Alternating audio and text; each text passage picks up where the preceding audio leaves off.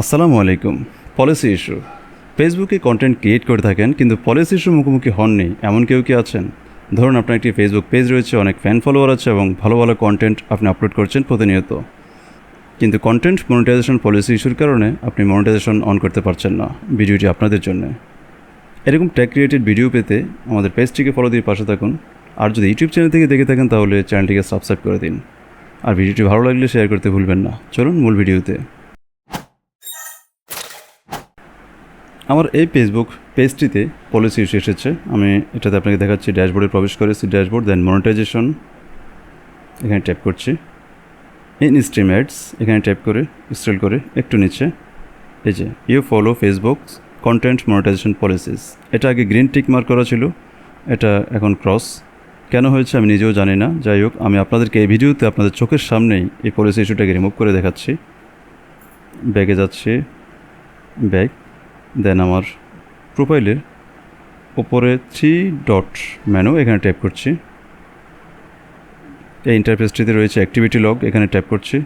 দেন মাঝখানে বেশ কিছু অপশন রয়েছে, পাবলিক পোস্ট, পাবলিক ট্যাগস, ঠিক আছে, পেজ লাইকস, ফলোয়িং, সবগুলো অপশন ঢুকে আমি দেখব কোথাও কোনো প্রবলেম রয়েছে কিনা। প্রথমে আমি পেজ লাইকসে প্রবেশ করলাম।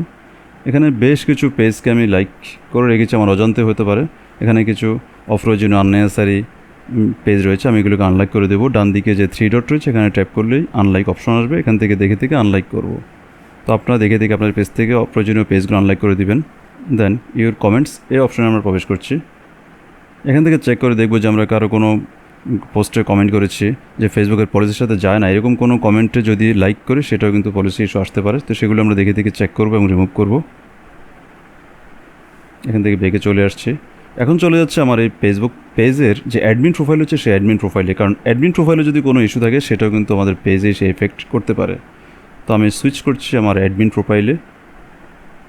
অ্যাডমিন প্রোফাইলের উপরে প্রোফাইল পিক, এটাতে ট্যাপ করছি। প্রোফাইলের হোম পেজে 3 ডট এখানে প্রবেশ করে আবারও আগের মতো অ্যাক্টিভিটি লগ এই অপশনটিতে প্রবেশ করছি। আগের মতো সেম অপশনগুলো আপনারা পেয়ে যাবেন। Public post, comment, page likes, following, সবগুলো একটা করে প্রবেশ করে আপনার চেক করে দেখবেন। আননেসেসারি যে পেজগুলো আছে লাইক করা, সেগুলোকে আমরা আনলাইক করে দিচ্ছি। একটা করে দেখাচ্ছি, বাকিটা আপনারা করে নেবেন, কারণ ভিডিও অনেক লম্বা হয়ে যাবে। সবগুলো অপশন আমি দেখাচ্ছি না, জাস্ট আপনার প্রত্যেকটা অপশনকে একটা করে ঘেঁটে দেখবেন।